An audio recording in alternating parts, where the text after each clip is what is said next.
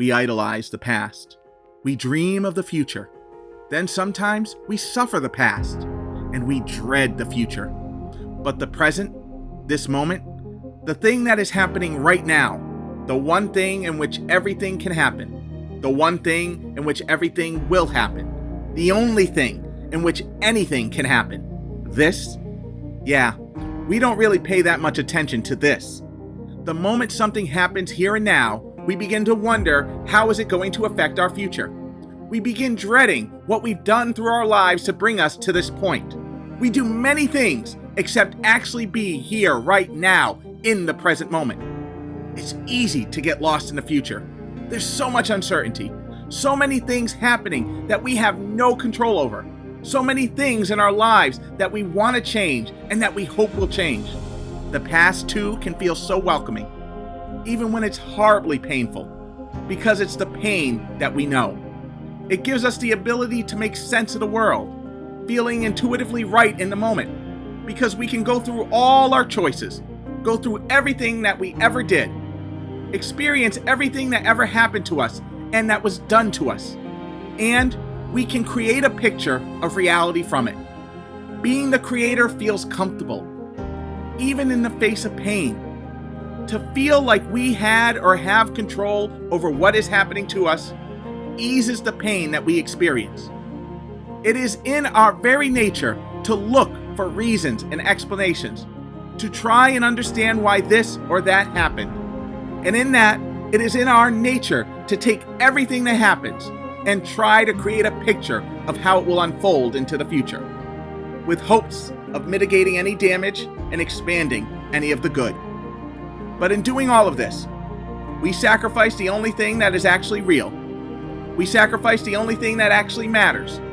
We sacrifice the actual present moment, the here and now. In imagining what will be tomorrow, and focusing on what brought us to today, our attention is anywhere and everywhere but right here and right now. Everything that you think is important, every concern you have, is always based on the relation to the past and the future. It is our curse and our great gift. To plan for the future, to think boldly and create ideas for ourselves to pursue. These things have led to amazing actions and creations. To learn from our past has given us the ability to increase our skills and to learn from our mistakes. Like anything and everything, there are good and bad to these abilities. But it is when we begin to confuse our past with the truth of who we are, when we allow the idea of what will happen in the future to be part of our identity today, that we then suffer needlessly.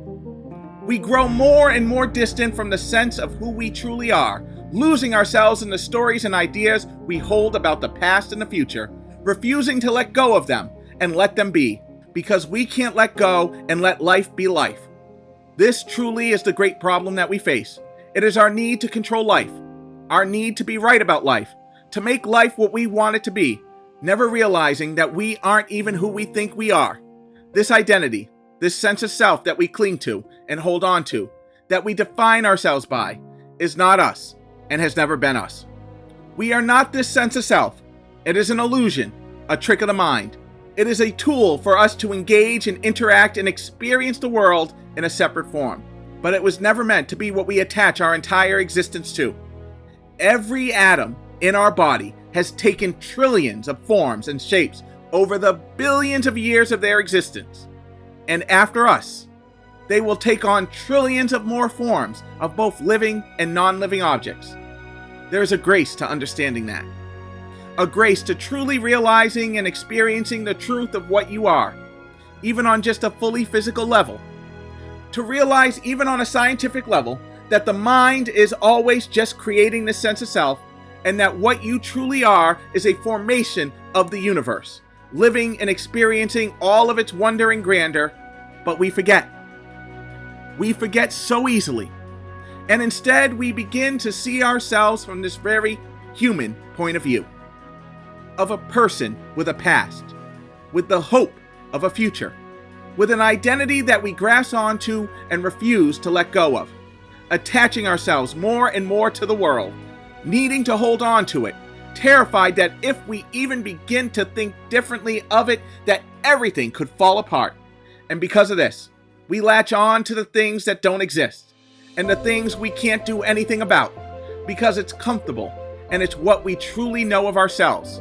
For when you let go of this idea that there is a past or a future, when you embrace the eternal now, when you cease trying to understand why anything and everything happens, stop resisting what life will have for you and what life will do for you, then you can look right here into this moment, the immediate moment of right now, embracing it fully and completely, not wanting or needing anything from the moment, not concerning yourself with anything of the moment, just experiencing this, the infinite, the now, and seeing it fully and clearly for what it is. And when you do that, when you truly let go of your need to make the world what you want it to be, when you let go of having to trace your life to this moment, surrender the need to force life into your imaginary will, then you begin to truly appreciate what life can be. And what is that? A life without attachment to an outcome. A life dedicated to the process of actually living. A life lived experiencing each and every moment that is created in front of you.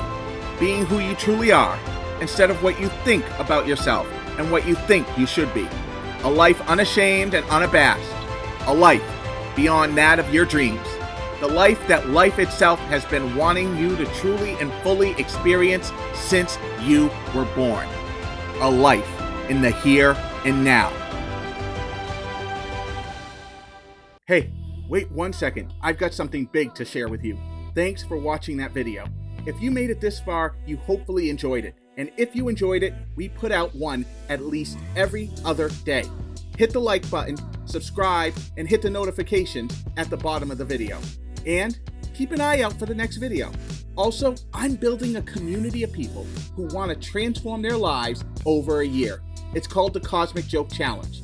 If you want to find out what the Cosmic Joke Challenge is, you'll learn that and more in our 100% free Facebook group, which will be growing a library of content not available on YouTube. The link will be available in the description box below. Click it, join, and start transforming your life today.